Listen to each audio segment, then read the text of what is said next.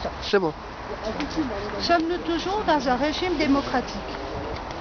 Une démocratie désigne un régime où le peuple détient le pouvoir de décider de son avenir. Ses élus n'en sont donc que ses représentants.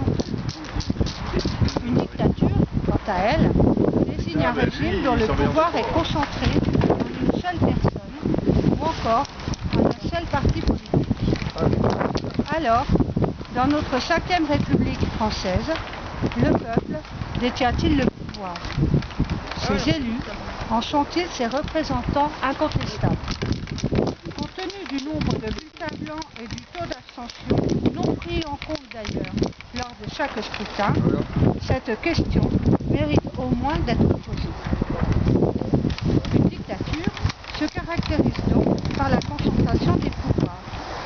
Ces 3 pouvoirs en question sont le pouvoir exécutif, représenté par le président de la République d'une part, et du Premier ministre et de son gouvernement d'autre part.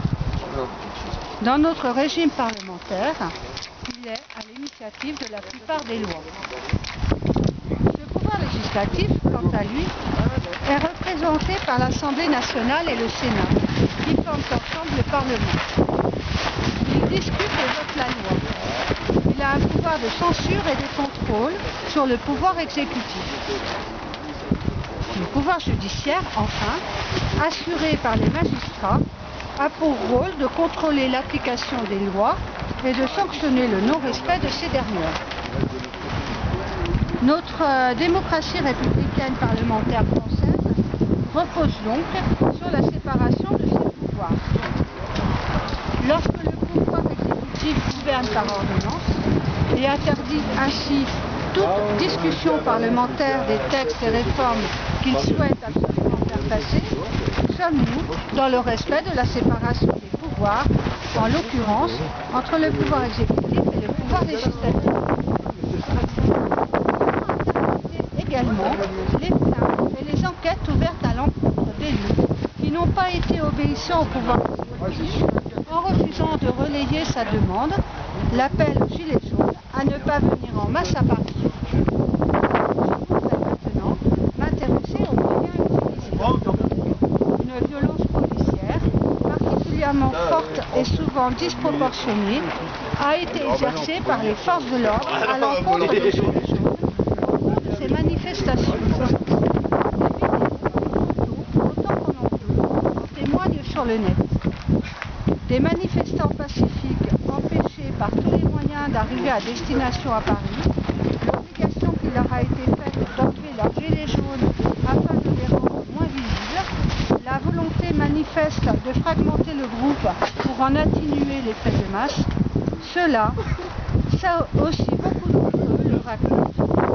Il ne s'agit pas non plus, bien évidemment, de cautionner les violences commises par des casseurs envers les représentants de la force de l'ordre. Enfin, la violence qualifiée de symbolique par certains de la mise en scène de la décapitation d'un mannequin à l'effigie de président peut-elle réellement être placée au même niveau que les violences qui ont eu lieu entre les forces de l'ordre et les manifestants? L'utilisation des médias est, elle aussi, particulièrement remarquable. La désinformation, la propagande, l'amalgame, la manipulation par les sentiments comme la peur, la culpabilité ou le doute ont largement été utilisés. La limitation des libertés peut également être un motif.